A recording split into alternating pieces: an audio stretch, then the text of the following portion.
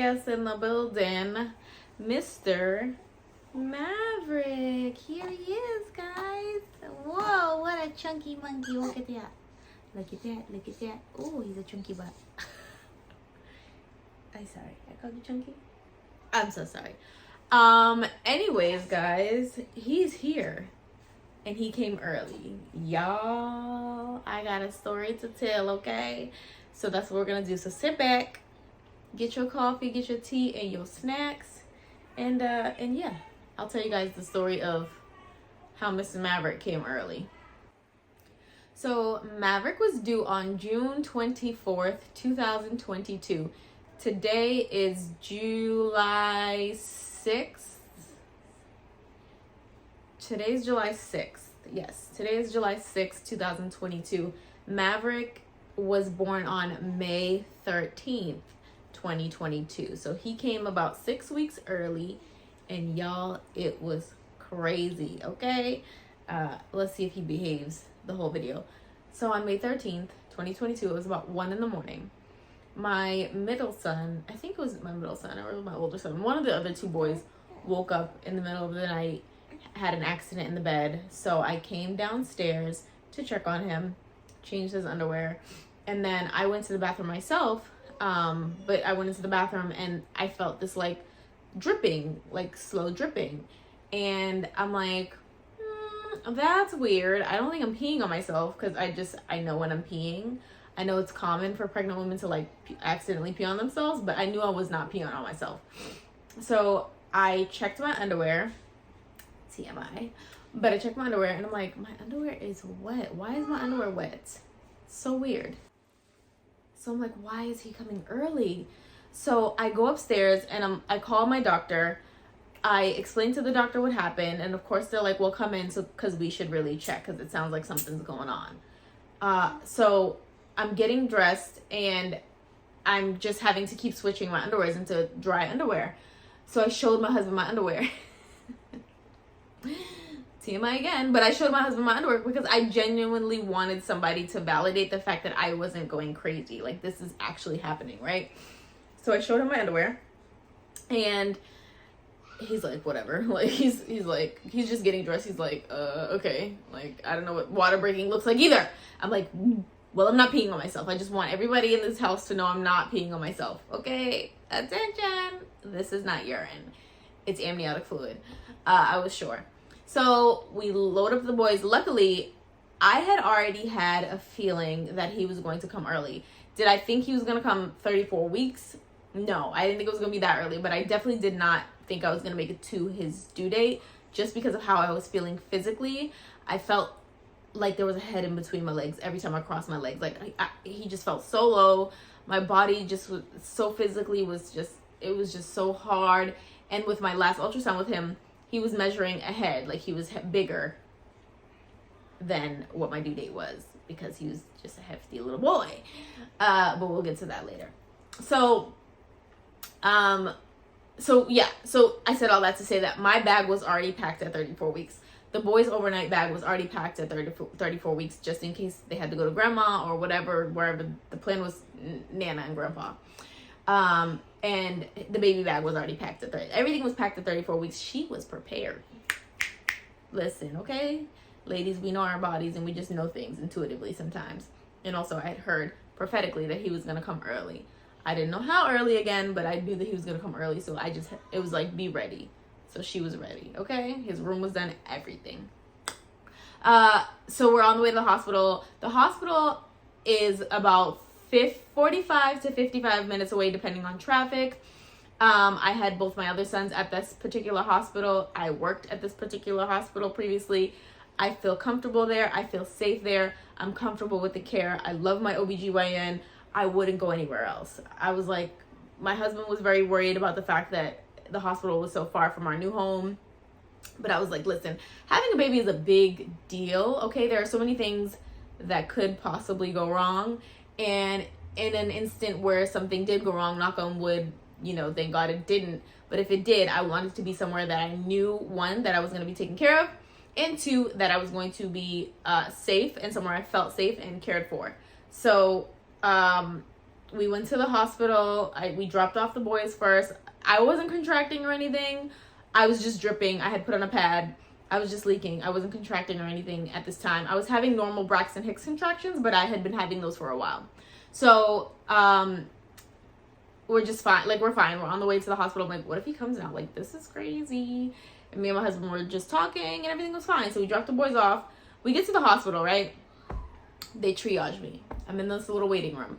And then there is not the attending doctor. There was a fellow that came in. He was a very nice gentleman, a fellow and a nurse that came in. And he was like asking me questions. I told him the story. And then he's like, okay, well, we'll do X, Y, and Z tests to figure out whether or not what's coming out of you is actually amniotic fluid. And in my head, I'm like, well, what the hell else could it be? That's what it is. But do all the tests you need to do, sir. Okay. So he does a swab test. They do a pap smear. They do this test where they held a slide up to my cooter. This is TMI. So if you don't want to hear the details, skip forward a little bit. But they held up this little slide, like, you know, like a plastic slide that they hold under microscopes. They held a slide up to my private area and had me cough. Anyways, so after all those tests, he's like, well, we're pretty sure, like, he's like, all the tests came back negative. We're pretty sure it's not amniotic fluid. Like, you can go home, and if it keeps happening, call us. And I'm like, I was not satisfied with it, because I'm like, sir, so what's coming out of me? What's dripping out of me? Like, we're women. If you're watching this, you're probably a woman. And if you're not, I'm going to school you real quick. Women have discharge that happens, but it's not like water drip. It felt like water dripping down my damn leg. And I'm like, sir, I'm like, okay. So I told my husband, I was like, maybe I'll just go to my mom's house because she lives in Boston. I don't live in Boston anymore, but she lives in Boston close to the hospital. And if it keeps happening, it'll just be easier for me to get back to the hospital and faster. So I'm like, okay, whatever. I don't agree, but we'll see. So I'm getting up to get dressed and leaving the triage. And when I'm leaving, or when I'm getting up, it starts happening again. So I'm like, okay, let me go to the bathroom.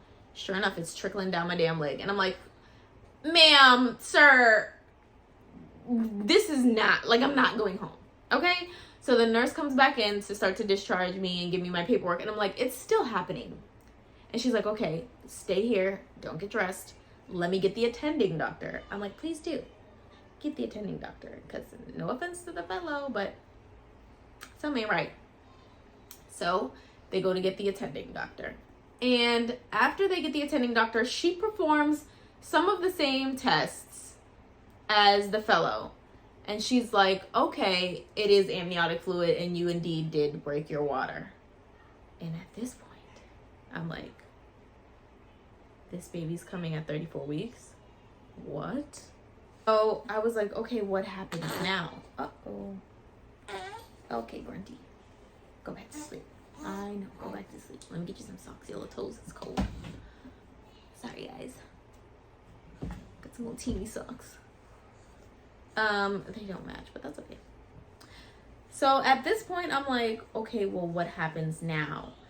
So this woman says to me, the attending doctor, she's like, well, you know, there's a possibility that we should, you know, need to keep you in the hospital until you're at least 37 weeks and try to stop the, like, labor from progressing. I'm like, what? Girl, don't you know I got 2 other kids at home? Girl, don't you know my son is not at the school yet? Who gonna take him to school, ma'am?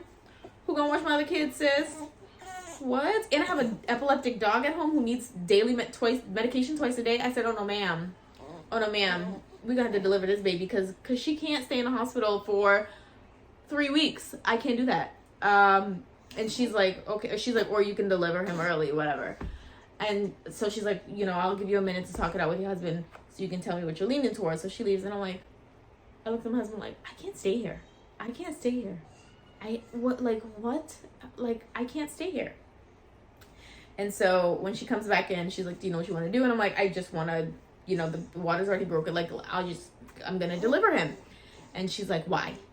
And I'm like, because I have other kids. Like, I have responsibilities and nobody else to do it. Like, I can't stay here. And so she's like, okay.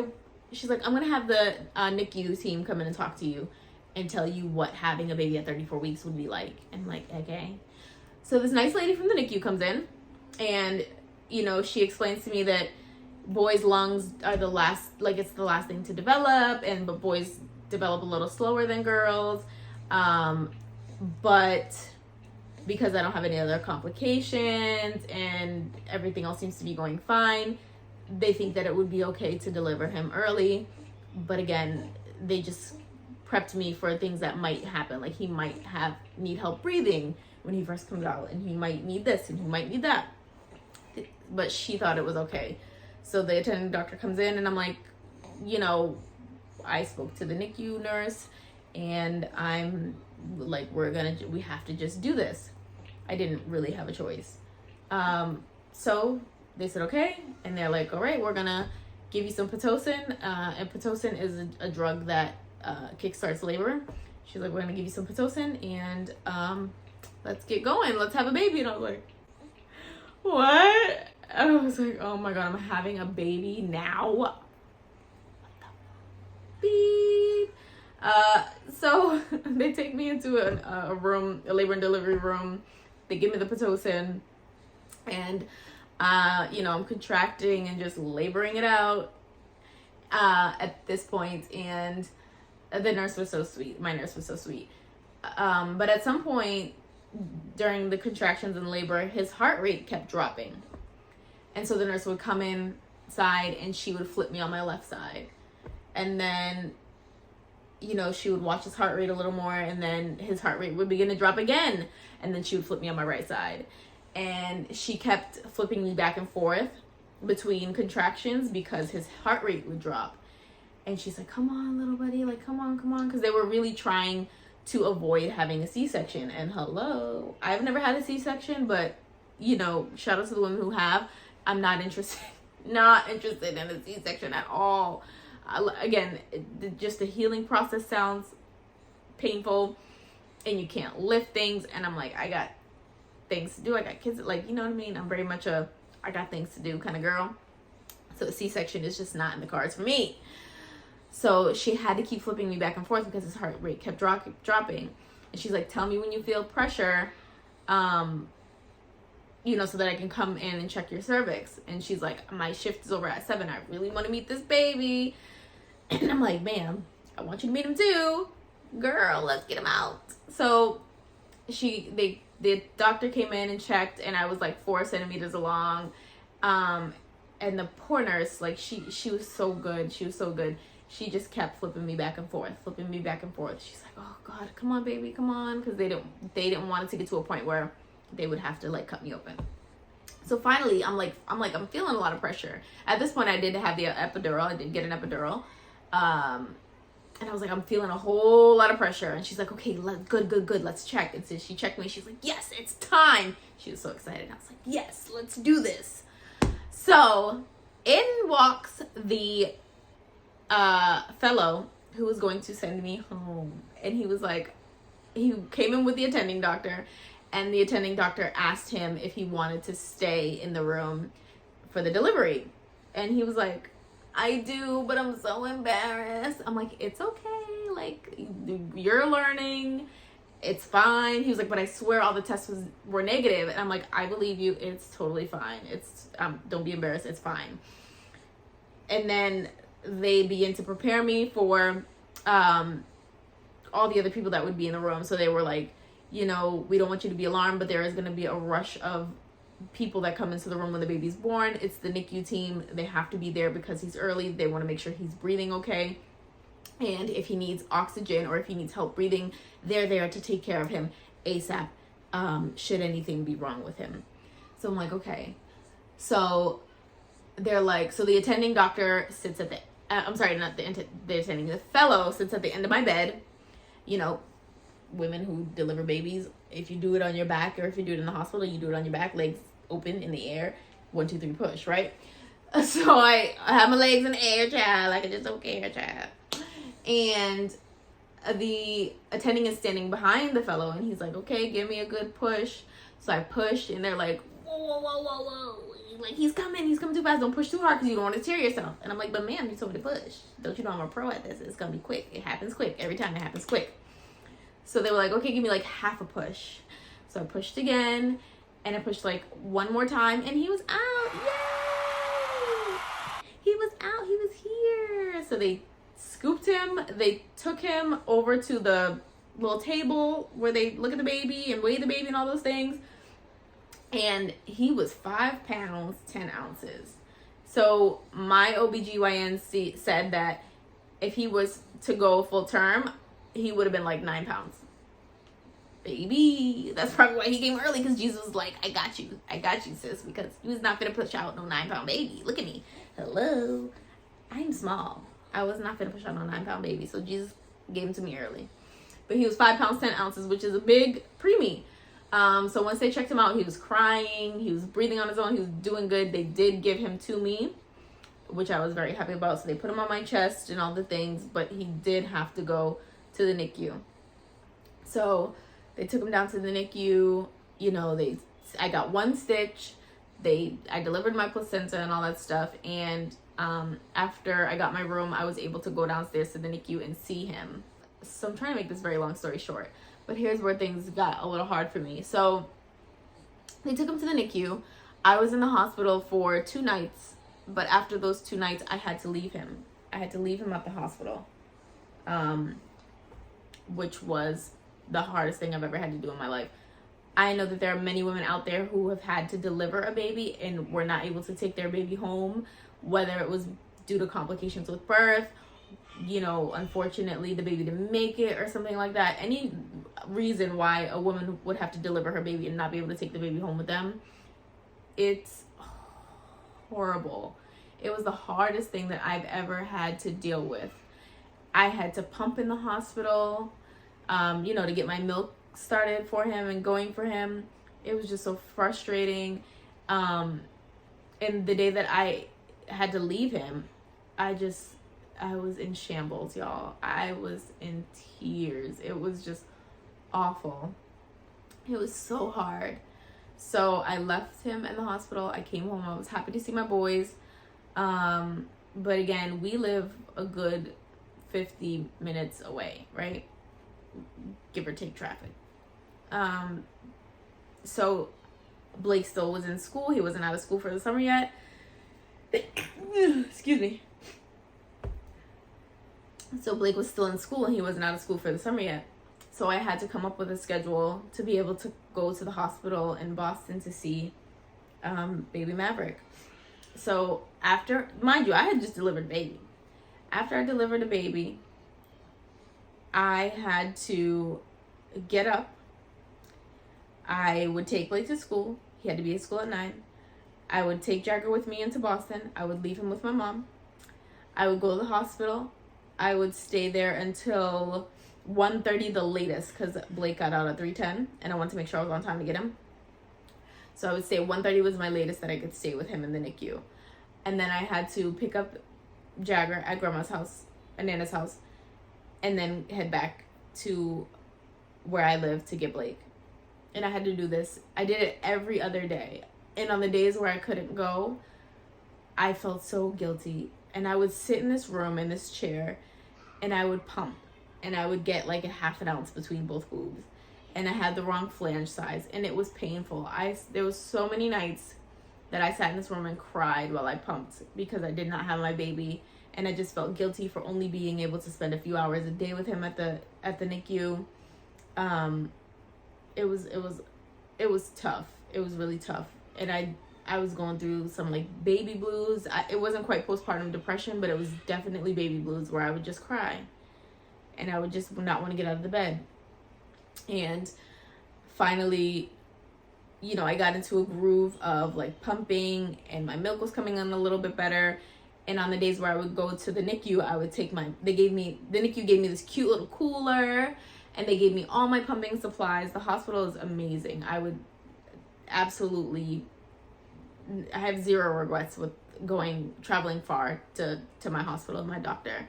But they gave me all the pumping supplies. They gave me like syringes and like little bottles to bring the milk in. And once my milk really started to come in, they gave me the milk bags. They provided me with everything. So I would take my milk in a cooler to the NICU and give my milk to him and see him. I would try to breastfeed. In the beginning, he was on a feeding tube that went through his nose. He didn't need any breathing assistance, thank God, but he did have a feeding tube, and so they would put my milk in his feeding tube, and it was rough. Oops, sorry, baby. It was rough. It was really hard to see him like that, but I would go there every day or every other day and sit with him and hold him and do skin to skin and play praise and worship music and just pray over him and love on him as much as I could while I was there. So he was in the NICU for 3 weeks, and then he was finally released to come home. He had to do a 90-minute car seat test in the hospital where he was hooked up to all his monitors, and they sat him in the car seat for 90 minutes to make sure nothing happened with his oxygen or heart rate or anything like that. And then another criteria for him to come home was he had to 100% be eating on his own for 24 hours without the feeding tube, so like through a bottle.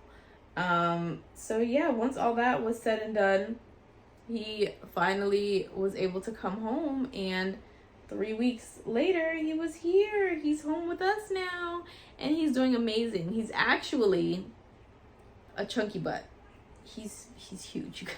He's big. At his last appointment he was like 8 pounds, but he has another appointment this month. But look at it, he's big. He's a big boy.